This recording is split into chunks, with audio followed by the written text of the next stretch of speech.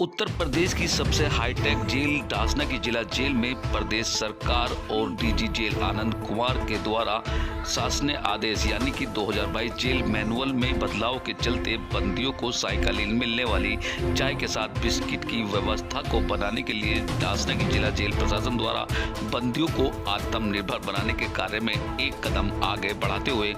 Biscuit बनाने का कार्य शुरू करा दिया है,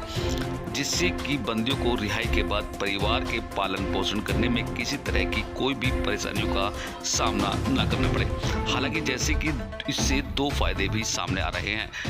एक तो बंदी आत्मनिर्भर हो रहे हैं, वहीं दूसरी तरफ जेल में सायकालीन मिलने वाली चाय व्यवस्था के साथ बिस्कुट की व्यवस्था भी की गई है। मौके की तस्वीरें आपके टीवी स्क्रीन पर हैं, जहां डासना की जिला जेल में बंदी बिस्कुट बनाने का कार्य करते हुए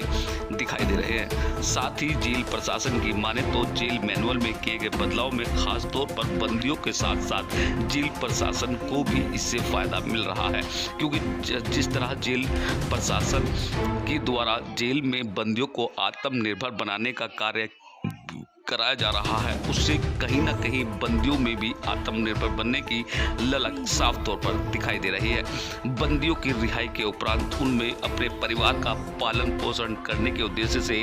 आत्मनिर्भर बनने के जो कार्य किए जा रहे हैं, उससे कहीं ना कहीं पूरे परिवार को इसमें फायदा मिलेगा। इस पूरे मामले में जानकारी देते हुए जेल अधीक्षक आलोक सिंह और जेलर ब्रिजेंद्र सिंह ने बताया कि शासन के द्वारा जेल मैनुअल में बदलाव के चलते सायकालीन बंदियों को मिलने वाली चाय के साथ बिस्किट की व्यवस्था को भी बनाने का कार्य शुरू किया गया है। जेल में बंद बंदी बिस्कुट को बनाकर जहां व्यवस्था को बनाने का कार्य कर रहे हैं, वहीं आत्मनिर्भर बनने में भी एक कदम आगे रहते हुए इस कार्य को करते हुए दिखाई दे रहे हैं। बंदियों के आत्मनिर्भर हो जाने के बाद रिहाई के समय अपने परिवार के पालन पोषण में काफी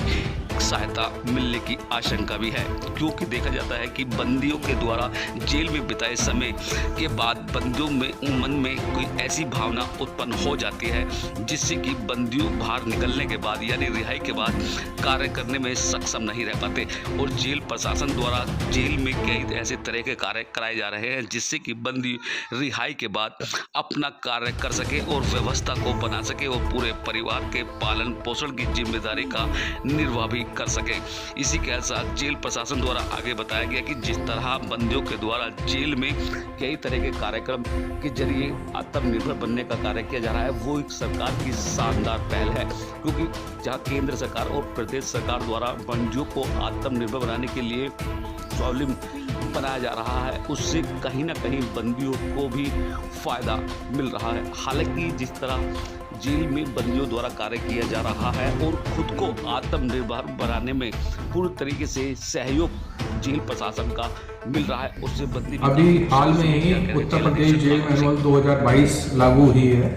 तो उसमें कुछ संशोधन किए गए हैं, जिसमें एक संशोधन ये भी है कि सायकालीन जो चाय बंदियों को दी जाती है उसके साथ बिस्किट दिया जाए।